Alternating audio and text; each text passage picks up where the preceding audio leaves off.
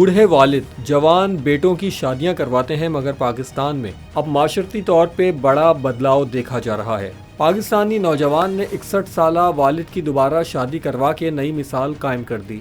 बड़ी उम्र में शादी करना माशरे में एक इम्तिहान बन गया है, मगर मुल्तान में एक बेटे ने सोसाइटी की तमाम बातों को पसे पर्दा रखकर अपने 61 साला बाप की 45 साला खातून से दोबारा शादी करवा दी। 61 साला इनायत अली कुरैशी का कहना है कि रिश्तेदार ने हमें एक रिश्ते के लिए बोला तो वो रिश्ता देखने के लिए मेरा बेटा गया। इनायत कुरैशी बोले, हमारा मजहब बेवा से निकाह का हुक्म देता है और ये एक सुन्नत है जिसको पूरा करके अच्छा माशरा परवान चढ़ेगा। बेटे फैजान कुरैशी ने कहा कि वालिदा के इंतकाल के बाद वालिद तन्हाई का शिकार हो चुके थे, इसलिए ख्याल आया कि इनकी दूसरी शादी करवाई जाए।